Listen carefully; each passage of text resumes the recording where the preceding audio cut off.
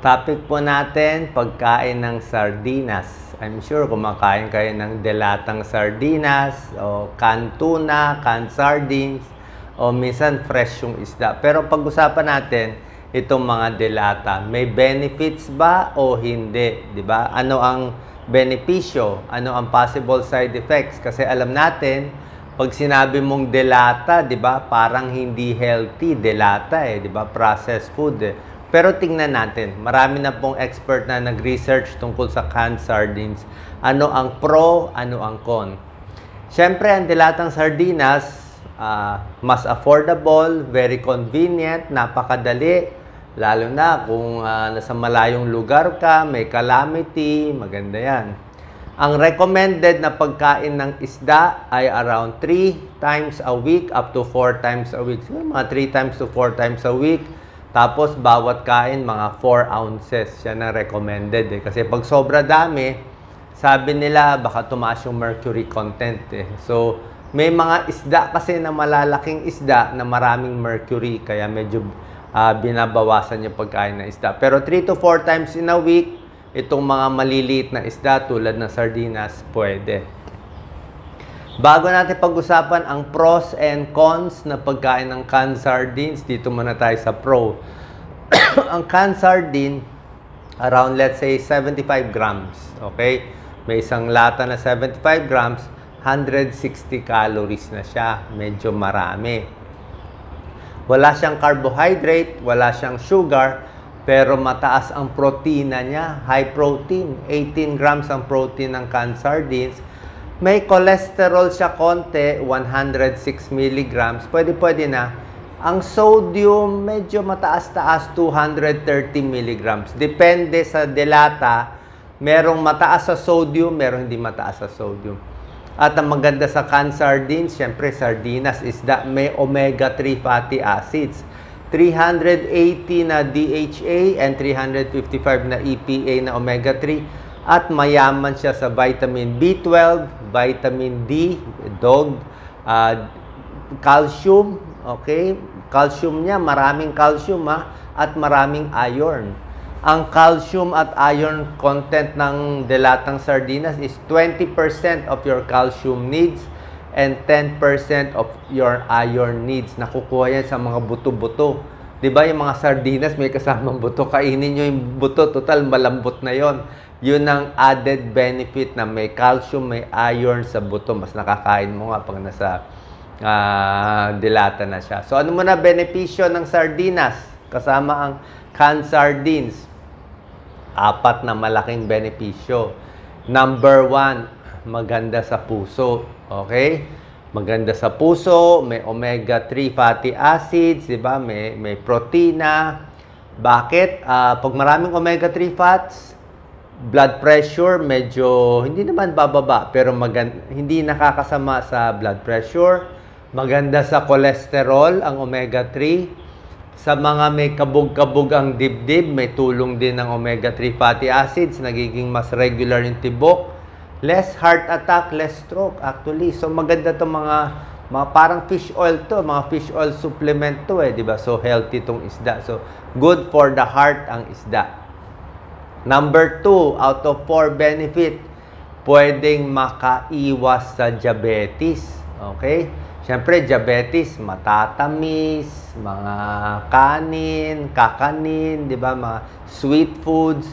Ito, isda lang to May pag-aaral, pag mahilig kumain sa isda, kasama ang canned sardines, less ang blood sugar, mas tumataas ang good cholesterol, HDL, yung triglyceride bumababa, pati yung blood pressure medyo bumababa din konti sa isda kasi hindi siya baboy, hindi naman siya taba na pang-cholesterol Number 3, benefit ng canned sardines para sa buto. Tulad na sinabi ko sa'yo, di ba?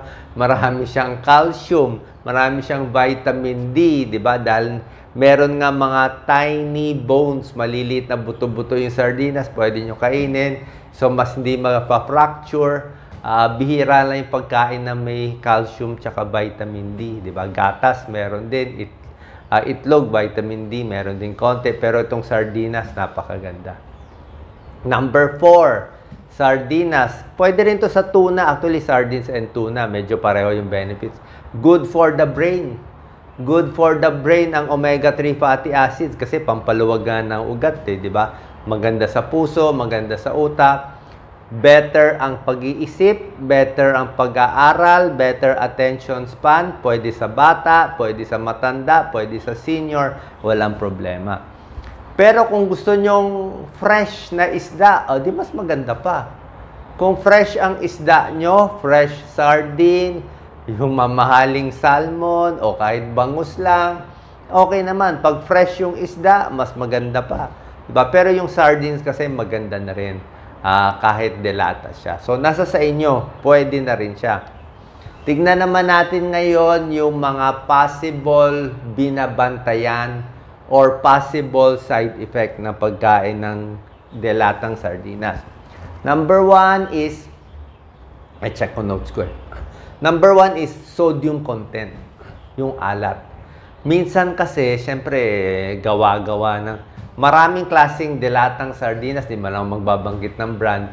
Piliin nyo, basahin nyo yung nutritional label. Tingnan nyo ang sodium content, yung asin na nilagay.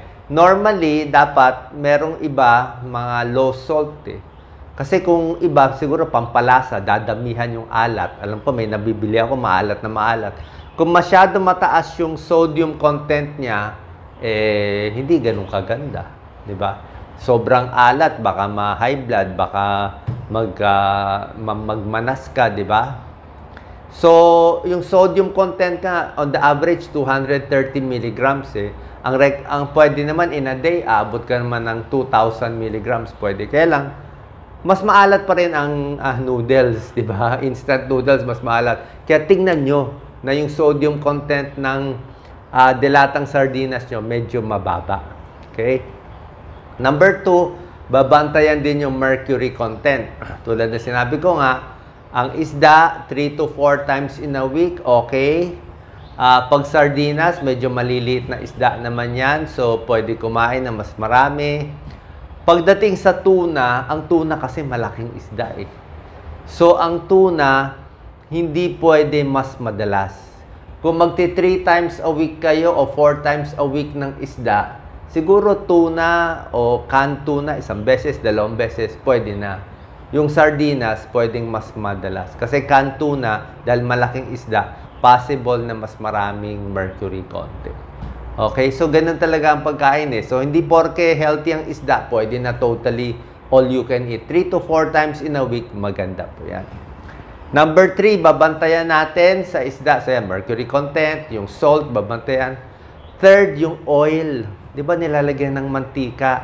Marami kasing may sardines o may tuna packed in olive oil, may packed in corn oil, may packed in brine, tubig lang. So, depende yan.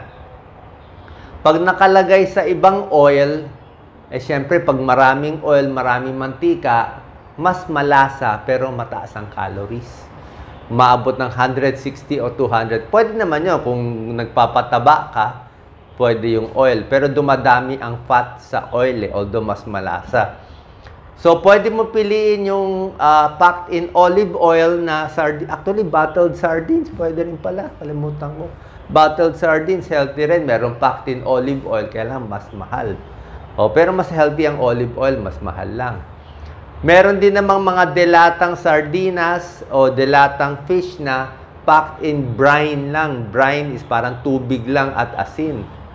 So, mas healthy yon, di ba? Hindi mantika, kaya lang matabang yung lasa. So, nasa sa inyo.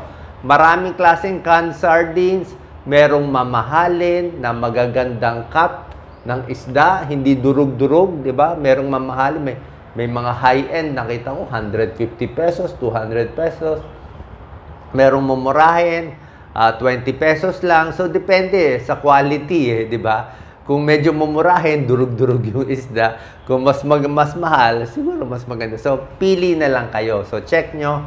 Sodium content, yung oil, yung calories, yung mercury. So, wag na masyado marami. Yun lang po. Pero otherwise, di ba? kung basically, kung kakain kayo, maganda itong canned sardines. Pwede na yan. Pili nila kayo mas maganda. Marami kasing advantage pag ginawang lata na unang-una, pwede tumagal ng ilang taon. Diba? Siyempre, isda, kailangan naka-refrigerator. Mamaya, double dead pa yung isda. Diba? Minsan yung isda natin, binibenta, double dead na, o hindi maganda yung mata, diba? Tapos, pwede pa mabulok yung isda natin, diba? Although, kung sigurado ka sa source, okay din. At least, pag delata, even many years, pwede mo kainin, diba? Depende sa expiration date. At number 2, malasa ang gawa nito. Very tasty, mabilis iluto, mabilis i-prepare. And so pili na lang kayo ng magandang klase na okay sa inyo, na affordable sa presyo nyo, na makakain nyo. Okay? Pero kung gusto nyo fresh na isda, gusto nyo salmon, mga lapu-lapu, pwede yon, healthy yon, di ba? Fresh. Kaya lang, minsan libo ang halaga. Di ba? Gusto mo hipon, pwede rin naman hipon. Libo din yung halaga minsan, pag marami kakainin. Etong sardinas, pili na lang kayo. Tapos sabi pa ni Doc Lisa, yung sardines may luto na haluan mo ng gulay. Lagyan mo ng sardines with repolyo, maraming repolyo, o minsan may pechay, magiging mas healthy pa. Okay? So, wag natin mamalitin ng sardinas, wag naman araw-arawin, pero pwede yan, mga 3 times in a week, 3 to 4 times in a week, para makatulong, makatipid tayo, at basically, healthy pa rin. Salamat po.